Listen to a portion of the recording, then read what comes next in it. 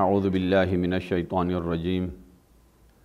بسم اللہ الرحمن الرحیم وبہ نستعین وصلی اللہ علی محمد وآلہ الطاہرین ولعنۃ الدائمۃ علی اعدائہم اعداء الدین من اول یوم ظلمہم الی قیام یوم الدین اما بعد فقد قال اللہ تبارک و تعالی فی محکم کتابہ بسم اللہ الرحمن الرحیم کداب آل فرعون والذین من قبلہم کفروا بآیات اللہ فأخذہم اللہ بذنوبہم ان اللہ قوی شدید العقاب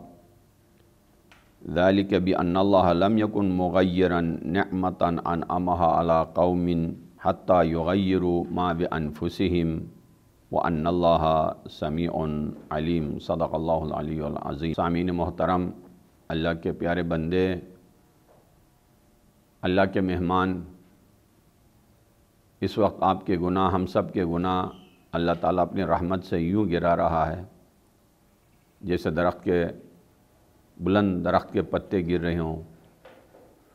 رب ذوالجلال اپنی مہمانی میں ہمیں یوں بلایا ہے کہ رحمت و مغفرت اور عزت و شرافت و کرامت کے دسترخوان پر ہمیں عزت بخشی ہے۔ رب ذوالجلال نے اس مہینے میں جنت کو ہم سے قریب اور جہنم کو ہم سے دور رکھا ہے۔ یہ اس کا کرم ہے، یہ فضل الہی ہے، یہ اللہ کی منت ہے۔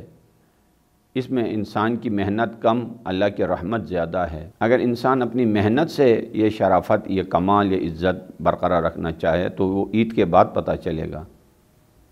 کہ انسان اپنی محنت سے انہی چیزوں کو اسی طریقے سے اور اسی ترتیب سے اپنے اوپر جاری و ساری رکھ سکے، اور اس کے لیے بڑی محنت چاہیے اور بڑا کام چاہیے۔ آئیے آپ کی خدمت میں حسب سابق سورہ انفال کی ترتیب سے آیات کی تشریح اور ترجمہ اور تفسیر کے ساتھ آپ کی خدمت میں حاضر ہوئے ہیں۔ دنیا جہاں میں جہاں کہیں پر بھی ہوں آپ اور ہماری آواز سن رہے ہوں، ہمارے ساتھ ہم سفر رہیے اس معنوی اور ملکوتی سفر میں۔ جن آیات کی تلاوت کا شرف حاصل ہوا، سورہ انفال کی آیت نمبر 52 اور 53، 52 اور 3 کی گزشتہ یہ آیت بھی از لحاظ ترجمہ اور مفہوم پہلے والے ان آیتوں سے ہی مربوط ہے، ان کے ساتھ ہی رابطہ ان کا ہے کہ تقریباً اس پورے سورے میں جہاں تک ہم پڑھ چکے ہیں، مشرکین مکہ اور کافرین جو اللہ کے دشمن ہیں، اللہ کے رسول کے دشمن ہیں اور دین کے دشمن تھے، وہ طاقتور، ظاہری طور پر طاقتور ہونے کے باوجود بھی کس ہزیمت سے اور شکست سے دوچار ہو گئے، کس ذلت سے دوچار ہو گئے، اور کس فخر و استکبار اور غرور کے ساتھ میدان میں آئے تھے۔ ان کے بعد ان کی طاقت اللہ نے ختم کر دی، مسلمان سرفراز ہو گئے اور فتح یاب ہو گئے، اور بعد میں یہ بتایا کہ یہ ایمان ہی کا نشانی، ایمان کی نشانی ہے، اور جو کافروں کو ختم کیا ان کی بے ایمانی کی وجہ سے ہے۔ اس کے بعد اللہ تعالیٰ نے فرمایا کداب آل فرعون، یہ آج کی بات نہیں ہے، یہ تاریخ انسانیت میں تاریخ انسان کا حصہ ہے۔ یہ یعنی صرف یہی ایک گروہ اسلام کو ہم نے فتح یاب نہیں کیا ہے۔ جب سے اس روئے زمین پر فرش خاکی نے خلیفۃ اللہ کا قدم چوما ہے، تب سے آج تک حق و باطل کا معرکہ جاری ہے۔ تو اہل حق جب بھی ہوں، جہاں بھی ہوں، اللہ فرماتا ہے کہ ہم نے ان کی حمایت کی ہے، اور اہل باطل جب بھی ہوں، جہاں بھی ہوں، جتنے بھی ہوں، جیسے بھی ہوں، ان کو ہزیمت اٹھانی پڑی ہے، ان کو ذلت و خواری اٹھانی پڑی، وہ سر نہیں اٹھا سکتے ہیں۔ تو مشرکین مکہ جو ابو جہل کی سربراہی میں آئے تھے اسلام اور مسلمانوں کے خلاف جنگ کرنے، ان کو تباہ کر کے اللہ تعالیٰ نے آل فرعون کے ساتھ تشبیہ دی۔ یہی حال ان کا بھی ہوا تھا اور وہی حال ان کا بھی ہو گیا ہے، کیونکہ ان کا راستہ ایک ہے، ان کا لیڈر ایک تھا، ان کی سوچ ایک ہے کہ اللہ والوں کے ساتھ جنگ کرنا ہے، اللہ کا نام لینے والا کوئی نہ ہو، ہمیں اپنی باطل خیالات سے، عیاشیوں سے اور خرافات سے کوئی روکنے والا کوئی نہ ہو۔ یہ آل نمرود کا بھی یہی تھا، آل فرعون کا بھی یہی تھا، یزیدیت کی سوچ یہی ہے، آج بھی بہت سارے اس قسم کے ہیں۔ تو گزشتگان کو، مشرکین مکہ کو تباہ کر کے اللہ نے ان کو آل فرعون کے ساتھ تشبیہ دی۔ آیت ملاحظہ فرمائیے گا، کداب آل فرعون، ان کا حال آل فرعون کی طرح ہی ہے، والذین من قبلہم، بلکہ فرعون سے بھی پہلے جو گزرے ہیں ان کے اوپر اللہ نے جو عذاب توڑ ڈالا ہے، یعنی ان کا بھی یہی حال ہوا ہے۔ وہ کون لوگ تھے؟ کفروا بآیات اللہ، اللہ کی نشانیوں کا صاف انکار کرنے والے، اپنی نظروں سے دیکھتے ہوئے، اللہ کی یعنی نشانیاں پڑھتے ہوئے، معجزات دیکھتے ہوئے، اس کے باوجود بھی فأخذہم، جب انہوں نے انکار کیا، فأخذہم اللہ بذنوبہم، اللہ تعالیٰ نے انہیں انہی کے گناہوں سے کی وجہ سے پکڑ لیا۔ یہ یہاں پر بھی دیکھیے لفظ پہ 100% انسان کو اپنے عمل میں زوال کی طرف جانے میں بھی اور کمال کی طرف جانے میں بھی انسان کے عمل کو 100% اختیار دیا ہے۔ بذنوبہم یعنی ہلاک ہم نے کیا ہے، لیکن یہ جبر ہم نے نہیں کیا ہے، ان کے گناہوں کی وجہ سے سبب وہ ہیں، عذاب اس وجہ سے آیا ہے۔ ان اللہ قوی شدید، اللہ طاقت والا بھی ہے اور پکڑ میں اور عذاب کرانے میں بہت سخت بھی ہے۔ بہت ساری آیتوں کے اختتام پر یہ بات آئی ہے۔ تو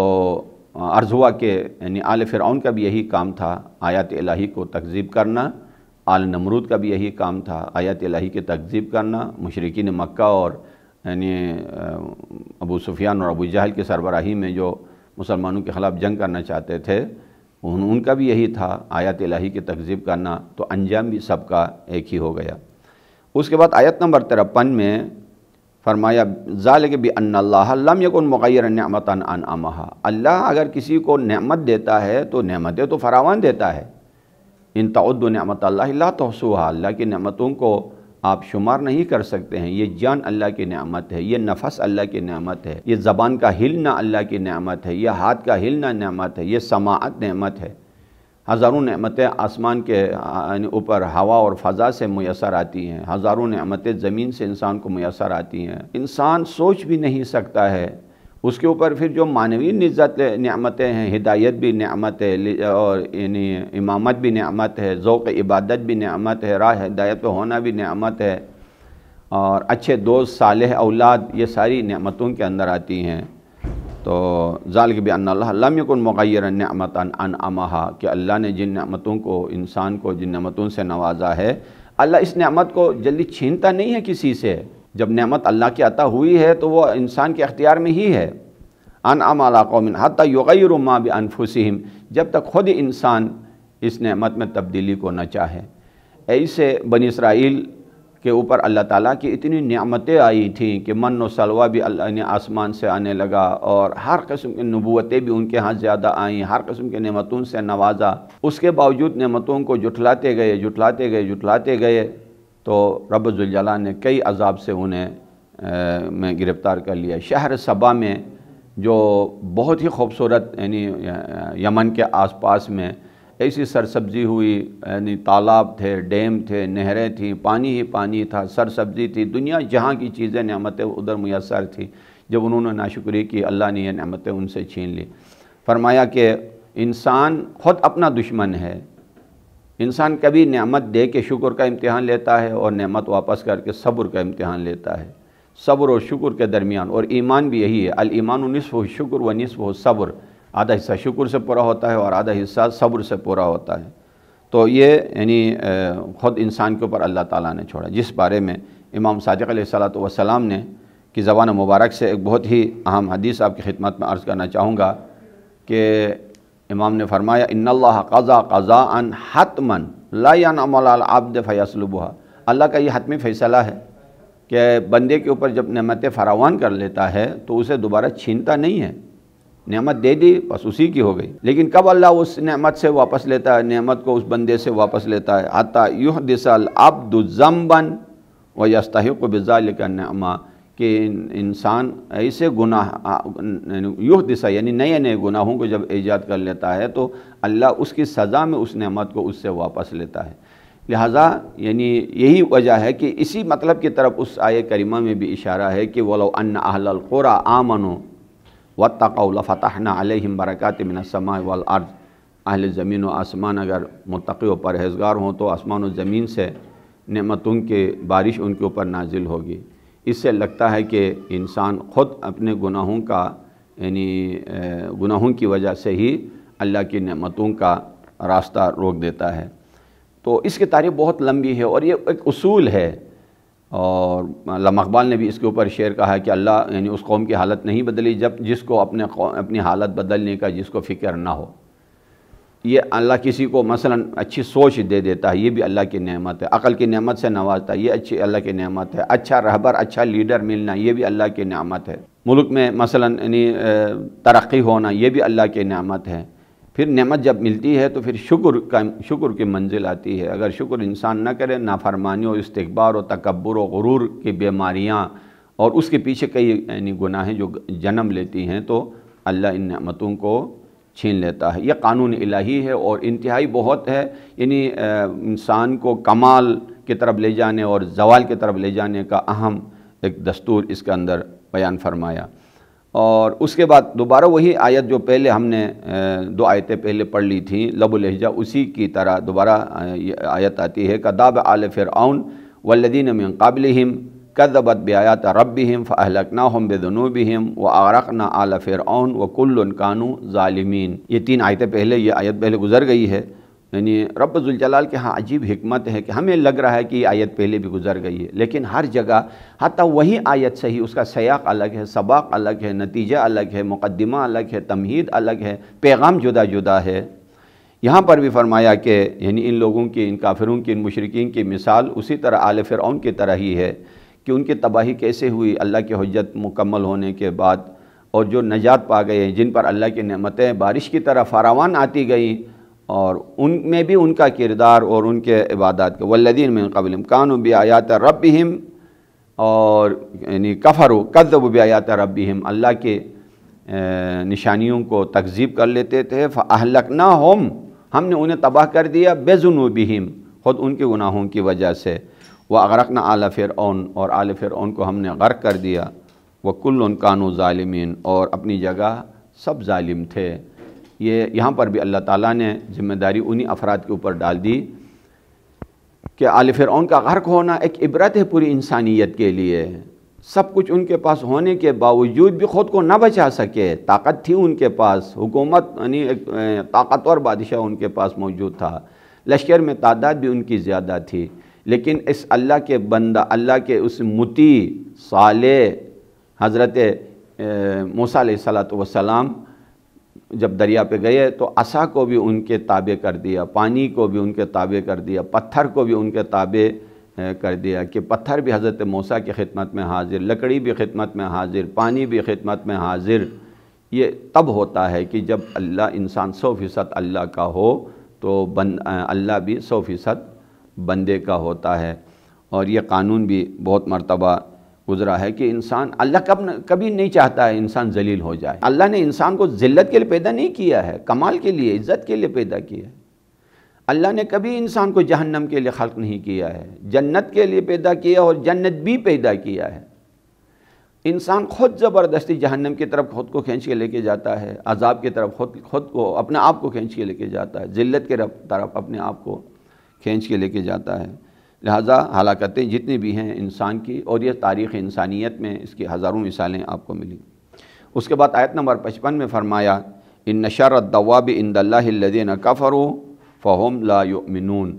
زمین پر رینگنے والی، چلنے والی دابہ یعنی جانوروں میں، جانداروں میں سب سے بدتر انسان کافر ہے۔ عجیب ہے واقعی، انسان خود کو اشرف المخلوق سمجھتا ہو، یعنی انسان سے اگر انسان اس کافر انسان کو کہا جائے کہ تو حیوان ہے تو اسے برا لگے گا، یعنی چلتا پھرتا انسان ہے، کھاتا پیتا ہے، عیاشی اور مثلا بہت ہر لحاظ سے انسانی دنیاوی نعمتیں پوری ہیں، اگر اسے کہو تم گدھا ہو تو لڑنے آئے گا، تم حیوان ہو، تم جانور ہو، تم یعنی مثلا لمبڑی ہو اور تم بندر ہو، تو وہ یعنی بہت ہی غصے کے ساتھ آپ کا دشمن بن جائے گا۔ لیکن اللہ تعالیٰ نے فرمایا کہ انسان اس سے بھی گیا گزرا ہے۔ شر الدواب، روز زمین پہ چلنے والی اور رینگنے والی جتنی بھی جاندار چیزیں ہیں، سب سے بدتر مخلوق وہ انسان ہے جو اللہ کا دشمن ہے، جو اللہ کی نشانیوں کو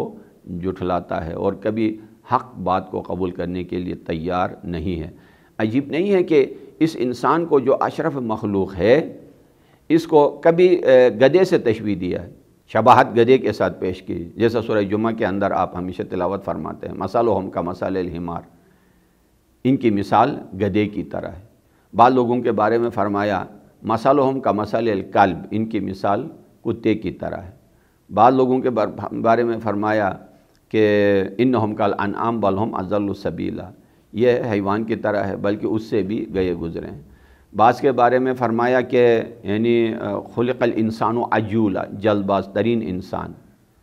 اور منوعا بخیل انسان، ہلوعا جزوعا جلد باز انسان، خلق الانسان ضعیفا کمزور ترین مخلوق انسان۔ کتنی پستی کی طرف جا رہا ہے، لیکن ایک سفر اس کا بلندی کی طرف، صعود کی طرف انسان کا ایک سفر ہے۔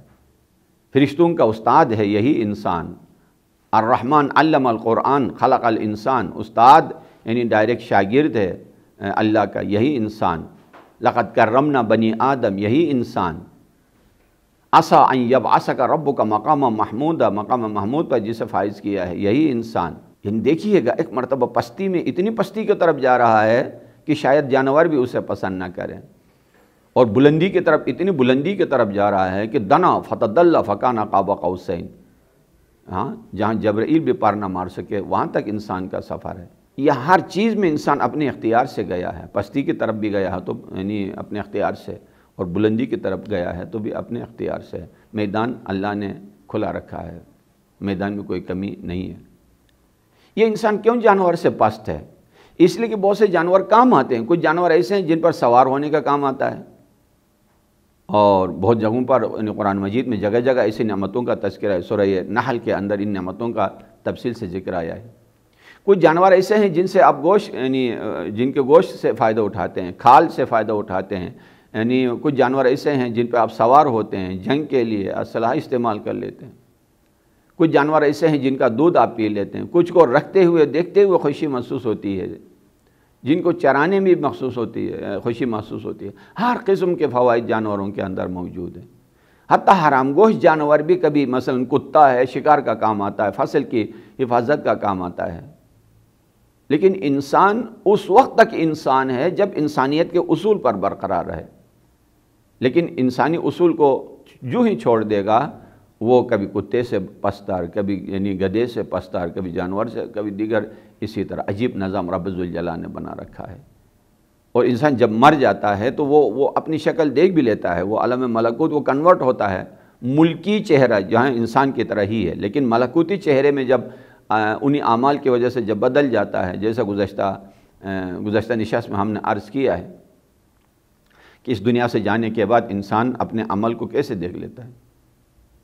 وہاں جانے کے بعد ملکوتی چہرے میں جب یعنی آئے گا تو مشکل ہے انسان اپنے حقیقی چہرے میں ہو، مختلف اعمال اور اس کا چہرہ جدا جدا۔ تو اس آیت کے اندر بھی اسی طرح ہے کہ نشر الدواب عند اللہ، اللہ کے ہاں انسان ہونا بڑی بات ہے، عند اللہ، اللہ کے ہاں۔ اپنے پاس تو انسان ہر کوئی ہے، اپنے یعنی فیملی کے درمیان، اپنے پارٹی میں، اپنے محلے میں سب کہیں گے یار بہت اچھا درد مند انسان ہے، بہت اچھا انسان ہے، پڑھا لکھا انسان ہے، دولت مند، لیکن عند اللہ، اللہ کے ہاں کتنی اس کی انسانیت ہے۔ اور یہی راتیں ہیں عزیزان من، یہی وہ دن ہیں، یہی لمحات ہیں کہ یہی دعا کریں اپنے لیے، دوسروں کے لیے کہ خداوندہ جب موت آئے گی تو اپنے حقیقی چہرے میں ہمیں معشور فرما، قیامت کے دن اپنے اصلی چہرے کے ساتھ، نہ ان حیوانات کے ساتھ، اور اس کے لیے وہ عمل جو انسان کو انسانیت کی صورت میں قیامت تک برقرار رکھے، وہ عمل کرنا پڑے گا۔ اور وہ کون ہیں جو شر ہیں، جانوروں سے بھی گئے گزرے ہیں، الذین عاہدت منہم ثم ینقضون عہدہم فی کل مرۃ وہم لا یتقون، آیت نمبر 56 سورہ انفال کی اسی ترتیب سے۔ وہ لوگ ہیں جو عہد و پیمان کو توڑ دیتے ہیں، عہد و پیمان کو توڑنے کے بعد ینقضون عہدہم فی کل مرۃ، ہر دفعہ، وہم لا یتقون، اور اللہ سے ڈرنے والے نہیں ہیں۔ عزیزان، انسان اگر یعنی انسانی معاشرے میں دیکھیے گا کہ وہ کافر معاشرہ جس نے اسلام کے بارے میں، قرآن اور آئین کے بارے میں سنا بھی نہیں ہے، دیکھا بھی نہیں ہے، ان کے ہاں بھی وعدہ وفا کی بڑی قیمت ہے، عہد و پیمان پر مکمل اترنے کی بڑی قیمت ہے۔ کافر معاشرے میں بھی عہد و پیمان کو توڑنے والے کو اچھا نہیں سمجھا جاتا ہے، جبکہ اسلام نے اس کو اتنا بڑا قیمت دیا، اتنی بڑی قیمت دی ہے عہد و پیمان کو، کہ انسان جب اپنے یعنی کسی کے ساتھ جب وعدہ کر لیتا ہے، انسانی اپنے آپس میں معاشرتی زندگی میں بھی ہم سفر ہونے کا وعدہ، رشتہ دینے کا وعدہ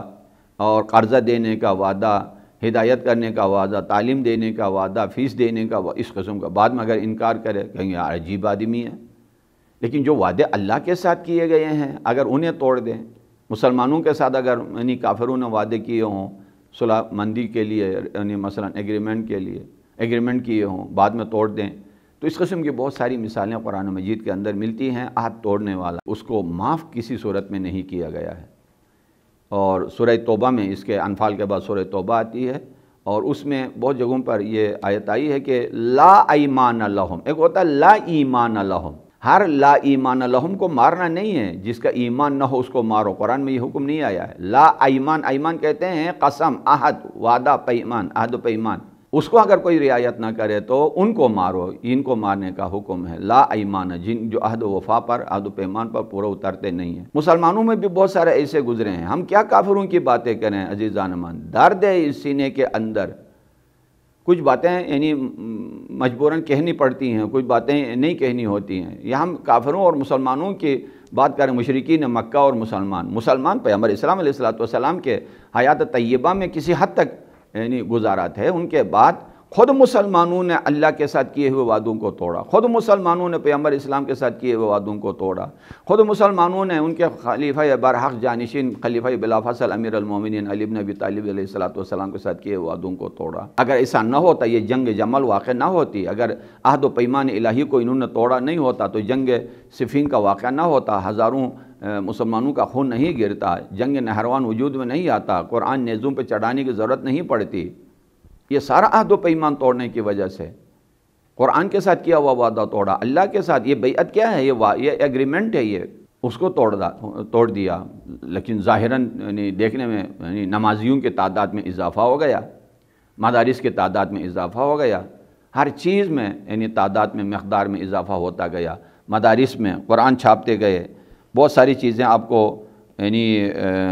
نظر آئیں گی مسلمانوں کے اندر، مساجد و مدارس و ساری چیزیں ہیں، لیکن واقعاً ایک انسانی عہد و پیمان جو اللہ کے ساتھ کیا ہے اس پر کوئی اترا ہے، یہ بہت مشکل ہے۔ شکر کا وعدہ ہے، دعا کرنے کا وعدہ ہے اللہ کے ساتھ، اور ذکر نعمت کا وعدہ ہے، اور وفا، خود وفا، اوفوا بعہدی اوف بعہدکم، تم وفادار بنو تو میں وفادار بنوں گا۔